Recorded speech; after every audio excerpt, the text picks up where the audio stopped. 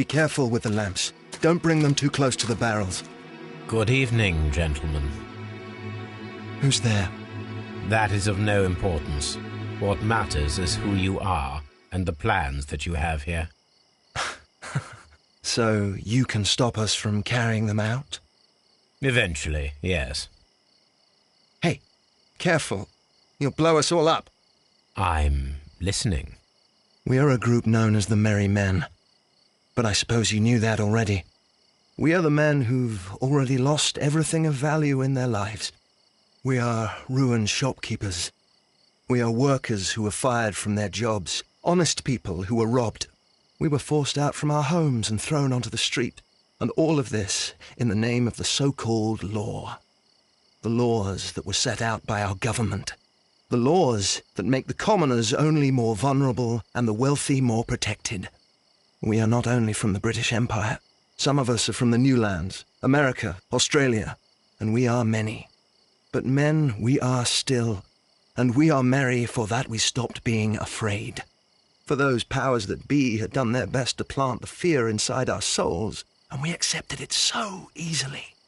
The fear advised us to keep our heads bowed. It prevented us from fighting.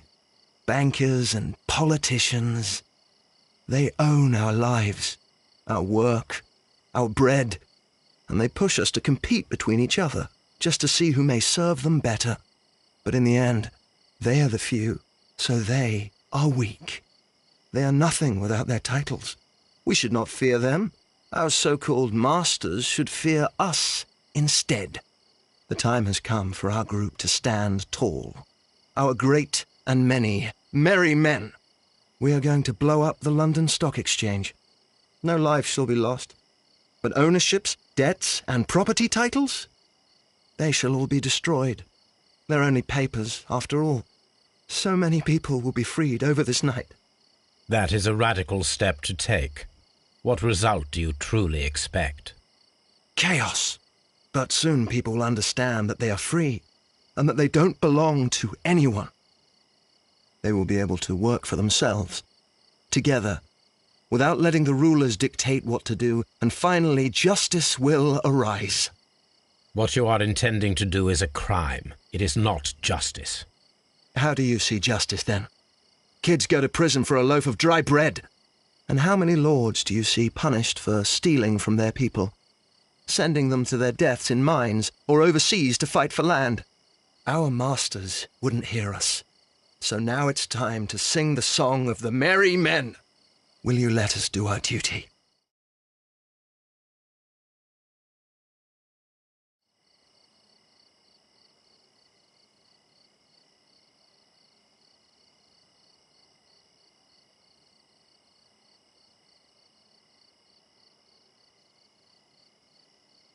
When the law serves only the few, it can no longer be trusted.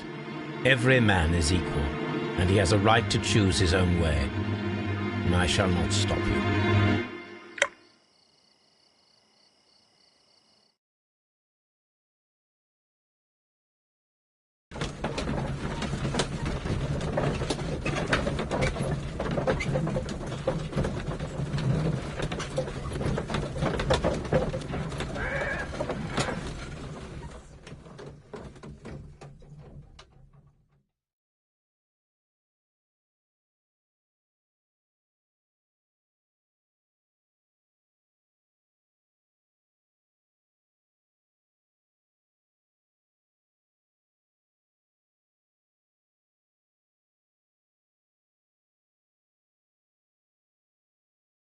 So, you're interested in Russian literature now?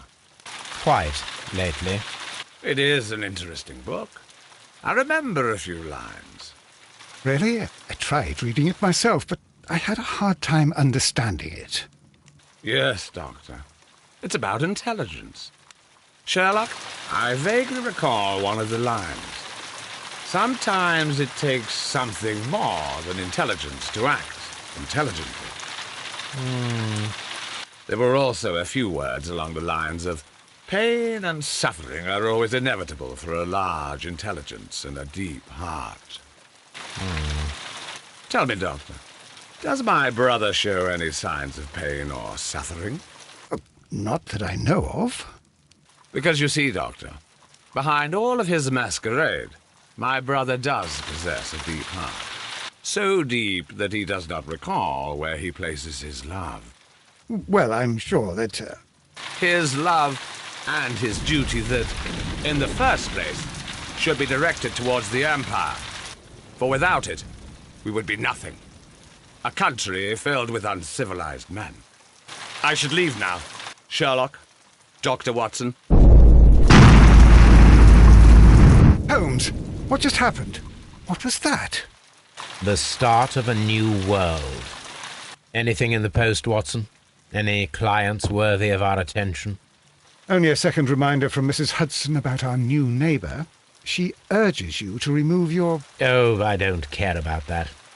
Holmes, the lady who will be moving in shortly has requested the use of our spare room to place all of her boxes. Wait, what? A lady?